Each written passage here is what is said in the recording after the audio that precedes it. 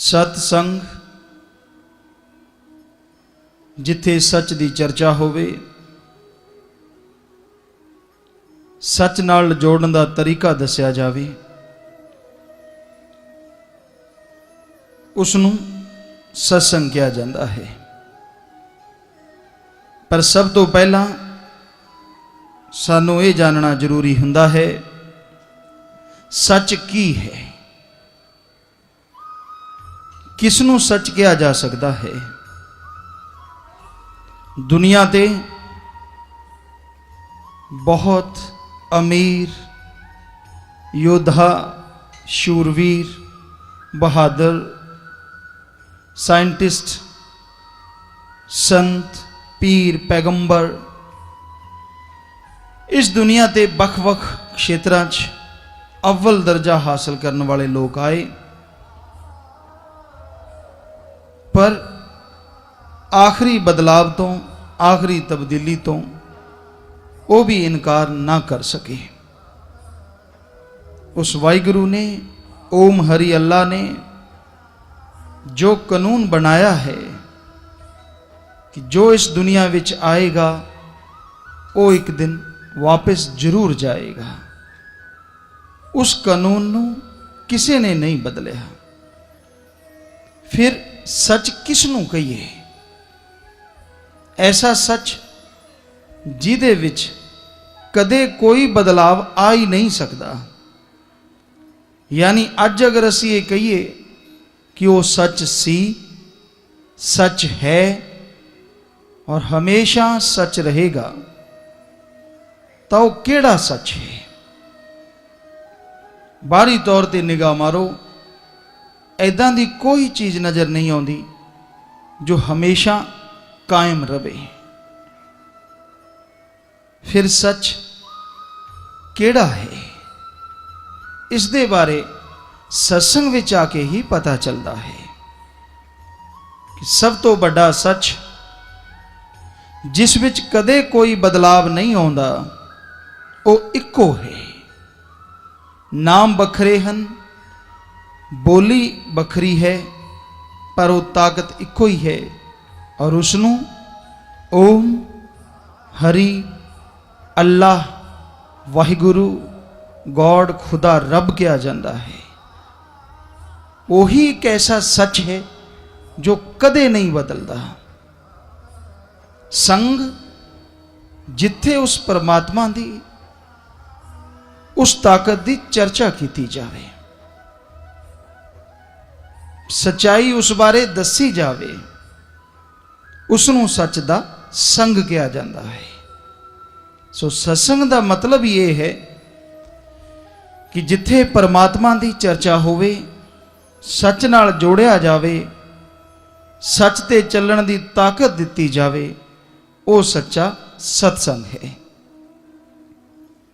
सत्संग का मतलब ये नहीं हुंदा कि लोगों नूं इकट्ठा करो, फिर उस परमात्मा यानी सच की गल सुनाओ, पर सामने चादर विछा दो कि सच सुनन आए हो। सुनाउण वाले का भी तो जोर लगता है। सो जेब विच जिन्ना क पा के आए हो, जिन्नी की तुहाडी शरधा है, थोड़ी जी जेब हल्की कर जाओ।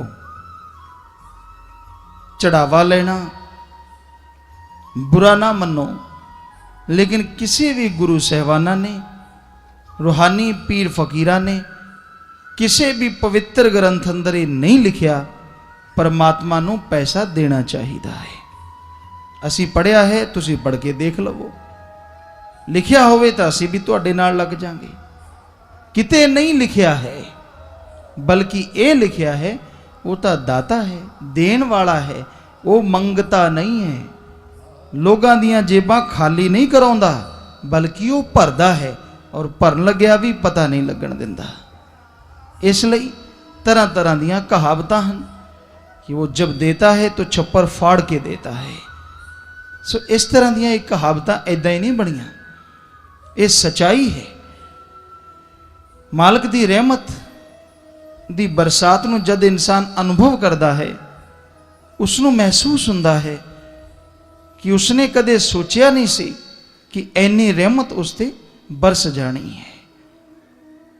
ओदी सोच तो परे, ओदी कल्पना तो परे परमात्मा की रहमत बरस जाती है। पर मालिक लई ये कुछ भी नहीं, सिर्फ एक सूई दे नक्के दी समान है, जरा जिहा है, क्योंकि वह तो दया मेहर दा समुंदर है, रहमतां दा दाता है। सो उस परमात्मा नूं किवें मिलिया जावे? अगर पैसे नाल परमात्मा मिलदा हुंदा, वो किते होर ना हुंदा, बल्कि नोटां वाली मशीन ते बैठा रहिंदा। किसी दे मैले कुचैले नोट क्यों लैंदा? लिबड़े तिबड़े पसीने नाल सिद्धे फ्रैश ताजे ताजे नोट उत्थों लई जांदा, लोग उत्थे ही मत्था टेकण जांदे। पर वो पैसे दा भुखा नहीं है। इंसान नूं सोचना चाहिदा है, परमात्मा जिस इंसान नूं बना सकदा है और उस इंसान दे बनाए कागज दे टुकड़े रुपइयां नूं नहीं बना सकदा। अगर वो बना सकदा है तो वो इन्हां दे झांसे विच किवें आ जावेगा? ये फजूल दियां गल्लां हन, सही गल नहीं है। ओ परमात्मा, ओ वाहिगुरु, ओम भगवन गॉड खुदा हमेशा सच सी, दाता सी और हमेशा रहेगा। हर चीज बदल सकती है, क्योंकि तुहानू जो नजर आउंदा है, जो कुछ भी तुसीं देखदे हो, तुहाडीआं अखां फना नूं देखदियां हन, तबाहकारी साधना नूं देखदियां हन, या फिर इन्हां नूं देखदियां देखदियां एक दिन तुहाडीआं ये अखां खाक विच मिल जाणगियां या राख हो जाणगियां। हमेशा और स्थिर रहने वाला, कायम रहने वाला दुनिया विच परमात्मा और उसका नाम है। बाकी सब चीज़ां विच बदलाव निश्चित है। साडे संत पीर फकीरां गुरु सहवाना ने बिल्कुल स्पष्ट किया है, दुनिया की हर चीज विच, हर वस्तु विच बदलाव हो रहा है।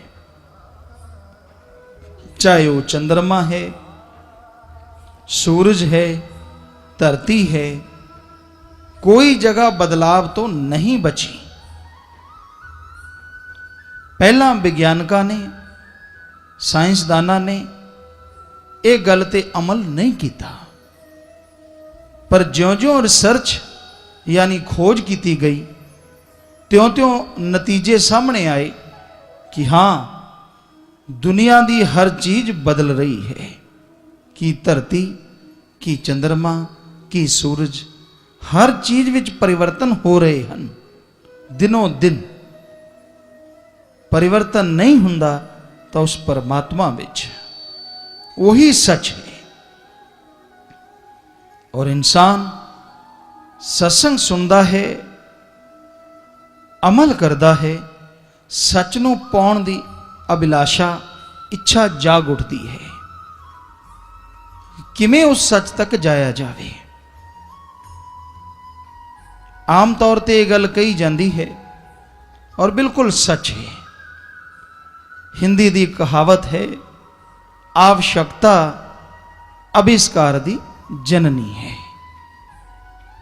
कि जदों कोई जरूरत हुंदी है, उदों ही कोई आविष्कार हुंदा है।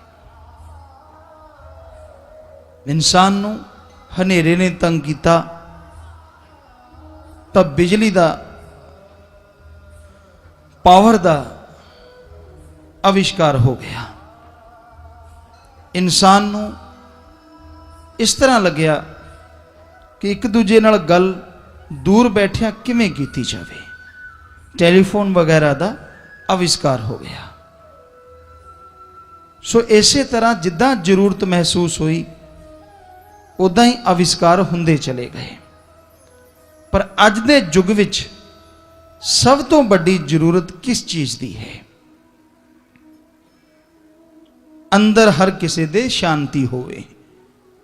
हर कोई अशांति नाल भरिया होया है, अंदरों बेचैन है, किसी ना किसी वजह नाल टेंशन परेशानी विच फसिया होया है। गम दुख दर्द अंदरों बाहरों तड़फा रहे हैं। बर्दाश्त शक्ति की कमी आ गई है। इंसान दा बैरी हो गया है। जरा जरा जी गल ते इंसान दा खात्मा कर दिंदा है। ये अज दे युग दी घाट है और सब तो वड्डी जरूरत भी है कि इस कमी नूं दूर किवें कीता जावे। पर इहदा तां आविष्कार हर युग विच हो चुकिया है। इंसान अगर आविष्कार ते अमल ही ना करे, दसे हुए फार्मूले ते मैथड ते युक्ति ते तरीके ते चले ही ना, तो वह आविष्कार किमें कामयाब हो सकता है। सो संत पीर फकीरा ने इसका आविष्कार हर युग विच कढ़िया है और दसिया है कि अगर तुसी अंदर शांति पाना चाहते हो, अगर दुनिया के हर भले खेतर विच अगे बढ़ना चाहते हो, बहुत जरूरी है तुहाडे अंदर आत्म बल का होना। आत्म बल अगर तुहाडे अंदर है, तुहाडी नाकामयाबी भी तुहानू टेंशन विच नहीं लिया सकती, बल्कि तुहाडे अंदर होर हिम्मत आनी है, होर जज्बा बन जाना है कि असी किस तरह अपनी मंजिल ते पहुंचना है। दुगने जोश नाल, दुगनी हिम्मत नाल तुसी नेक भले कमां विच अगे वधदे जाओगे। इसे दा नाम आत्म बल है। किसी राजे नूं, शायद मुहम्मद गौरी नूं, एक कीड़ी तो सिक्ख्या मिली सी, क्योंकि वह बहुत बार हार चुकिया सी पृथ्वीराज चौहान तो। पर वह लेटिया होया सी निराश, बहुत ही निराश कि मैं कदे जित ही नहीं सकता। उसने कीड़ी नूं कंध ते चढ़दियां देखिया। थोड़ा जिहा वो चढ़ जावे फिर डिग पवे, चढ़ जावे फिर डिग पवे। ऐदा कई बार वो कीड़ी नीचे गिरी, पर उन्हें आपकी कोशिश नहीं छड्डी। आखिर वो ऊपर चढ़ गई। मुहम्मद गौरी नूं उथों ख्याल आया कि अगर ये छोटा जिहा जीव हार नहीं मनता और आखिर विच जित हासिल कर गया, तो मैं तो इंसान हाँ, मैं क्यों बुजदलां वांग लुकिया बैठा हाँ।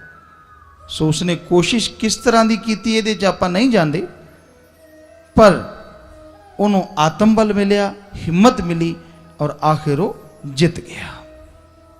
सो इंसान नूं कदे डोलना नहीं चाहिए। दिन हमेशा इक्को जे नहीं रहिंदे।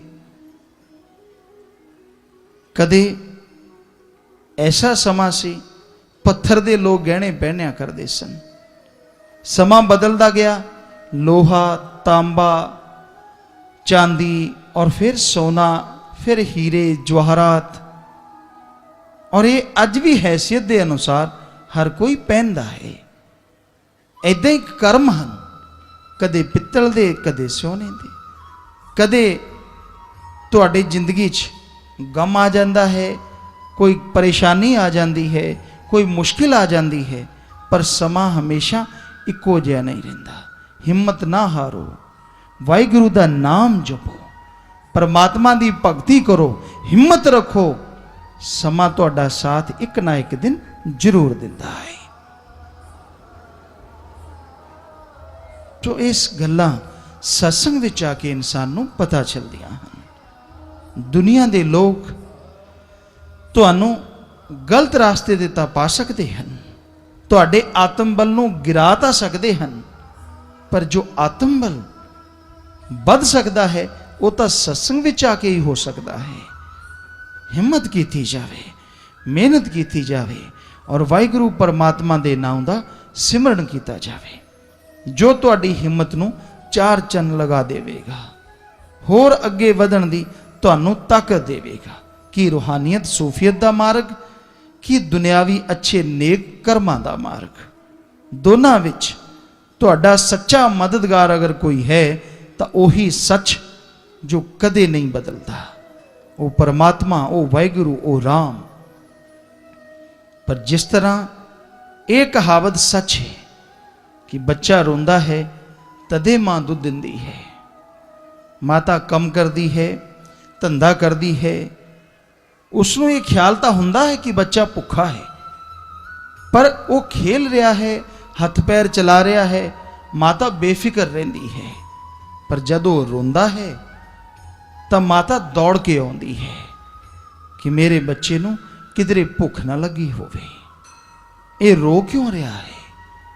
फिर उसनूं खुराक दिंदी है, दुध दिंदी है, बच्चा शांत हो जाता है। उसी तरह उस वाहिगुरु की याद विच तड़फना होएगा। अगर मां बच्चे का रोना सुन सकती है तो एक इंसान की तड़फ नूं वाहिगुरु क्यों नहीं सुनेगा कि वो मां नालों घट है। वो तो मां नूं भी बनाउण वाला है, ममता तो उसे ने भरी है। सो उसकी याद विच कोई तड़फदा नहीं। तड़फ लिया 10-15 मिनट, कदे बराग आ गया, बस ऐदा लग्या बहुत हो गया, रहन दिओ, हुण आपां होर गल्लां करदे हां। उसकी याद विच कदे घंटा घड़ी ख्याल आ गया तो खुश है, पर बाकी समा फिर गप शप्पां च टपा दिता। वो जिहड़ा थोड़ा जिहा समा लज्जत वाला बनिया सी वो भी आत्मा तो उतर जाता है। मालक की याद, परमात्मा की याद विच जद बैठो तुहाडा ध्यान एकाग्र होना चाहिए है। थोड़ा जिहा समा हुंदा है, बाकी समा तुसीं अपने धंधियां विच दुनियावी ख्यालां विच लगाउंदे ही हो। फकीर उस तो रोकदे नहीं, कर्म करते रहो पर माड़े ना करो। पर जेड़ा समा वाहिगुरु की याद लई कढ़दे हो, ओम हरि अल्लाह गौड़ खुदा रब की इबादत भगती प्रेर लई कढ़दे हो, उस समय अंदर तुहाडे अंदर दुनियावी ख्याल बिल्कुल नहीं आना चाहिए। पर ये चंद्रे ख्याल, चंद्रा मन रुकदा तो नहीं। जदों भगती करो उदों वो तरीके आउंदे हन जिहड़े पहलां आए नहीं हुंदे। मन कहता जे एक तू इदां करेगा ना तो सफलता तेरे कदम चुमोगी। बस फिर अंदर ही सेख चिल्ली वांगू महल बनाने शुरू कर दिंदा है। आए करांगे फिर आपां उवें करांगे, ये नहीं पता भी बैठा तो तू सिमरन ते है। करना कराउणा की है, उन्हें तेरा ख्याल पटना है मालक वल्लों। पर फिर भी अगर पूर्ण पीर फकीर तो नाम लिया है, जरूर अंदरों आवाज़ आउंदी है, भलिया मानसा बैठा सी वाहिगुरु की याद ते कित्थे घुम रहा है। अंदरों एहसास हुंदा है, महसूस हुंदा है। उस समय भी इंसान फिर परमात्मा की याद च बैठ जावे, लिव जोड़न लई हिम्मत करे। ऐदा मन नाल लड़ाई करदा करदा एक दिन मन ते जरूर जित हासिल कर लवेगा। और वो दिन आत्मा परमात्मा दे मिलाप दा होएगा। जरूर तुहानू परमात्मा की दया में रहमत हासिल होएगी। सो उस लई मेहनत तो करनी पैंदी है, हिम्मत तो करनी पैंदी है। मेहनत बिना तो खाना भी नहीं खादा जाता। अगर कौर तोड़ोगे, बुरकी तोड़ोगे, सब्जी वगैरह दाल वगैरह लाओगे, मुंह च पाओगे, चबाओगे, तदे अंदर जानी है। मेहनत उस लई भी है।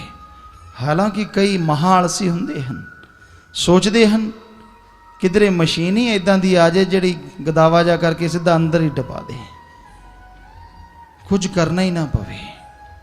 अज तो नहीं, पर हो सकता है किसी टाइम च इदां दा कोई चल पे सिस्टम। पर मेहनत तो फिर भी करनी पएगी, मशीन का बटन तो ऑन करना ही पैना है। सो मेहनत तो जी ना चुराओ, मेहनत करनी है, लगन नाल करो, हिम्मत नाल करो, विदाउट टेंशन, बिना किसी दिमागी बोझ दे, बिना कोई नेगेटिव बुराई दी सोच दे, गिरे हुए विचारां नूं छड्ड दिओ, परमात्मा दे नाम नाल जुड़ो और ये सोचो हो गया सो हो गया, अगे लई असीं हिम्मत रखांगे। मालका तू रहमत करी, असीं नेक भले मार्ग ते चलदे हुए तेरे दर्श दीदार भी करिए और समाज दे हर अच्छे भले नेक क्षेत्र विच अगे बढ़ते जाइए। हे वाहिगुरु हे राम सानू हिम्मत दे, फिर सिमरन करो तो तुहानू हिम्मत जरूर देवेगा। इंसान अगर चाहे तो बहुत कुछ हासिल कर सकता है, खंडा ब्रह्मंडा तो पार हो सकता है। उस परमात्मा की खलकत का की रहस्य है, की राज है, इसनू जान सकता है। पर तदे हो सकता है अगर सत्संग विच आके सुनता है और सुन के अमल करता है। सिर्फ सुन लैण नाल फायदा हुंदा है, पर जितना होना चाहिए उतना नहीं। सुनना भी बहुत वड्डी गल है इस कलयुग विच, पर सुन के मनना वो सब तो वड्डी गल है। कई सज्जन सत्संग विच आ जाते हैं, है तो परमात्मा की रहमत की निशानी, पर आके अगर वो नींद नाल मुहब्बत कर लेंदे हैं और कुराड़ियां की दोस्ती चलती रहिंदी है। कदे कदे अख पटदी है जो स्पीकर की चीक जी बजती है, फिर सोचता मैं तो सत्संग विच बैठा सी। कई कहते जी बड़ी शांति आई, नींद आ गई। कुछ तो ठीक है, सत्संग में शांति आती है, पर यदा मतलब ये नहीं है कि कुराड़े ही मारन लग जाओ। फल तो मिलेगा, सत्संग में आए हो, पर सुने ही कुछ नहीं तो वो फल किद्दां मिलेगा जो कबीर जी ने लिखा है। कबीरा सत्संग की आधी घड़ी सुमरन बरस 50, इंद्र की एक घड़ी कुआ 12 मास, सत्संग की आधी घड़ी सुमरन बरस 50। अगर इंद्र जो बरसात का देवता मन्या जाता है, वो अपनी आई ते आजे एक घड़ी च थल ते जल ही जल कर दिंदा है, जबकि खूह जिहड़ा है 12 महीने चलता रहे तद भी उन्ना पानी इकट्ठा नहीं कर सकता जिन्ना एक घड़ी विच। उसी तरह सत्संग विच आवे, ध्यान नाल, दीनता नाल, नम्रता नाल सुने और अमल करे तो संत पीर फकीरां दे बचन हैं, एक घड़ी का फल 50 साल के सिमरन के बराबर है। सो सुने अमल करे तदे गल बनती है, वरना वो पूरा फल नहीं मिलता।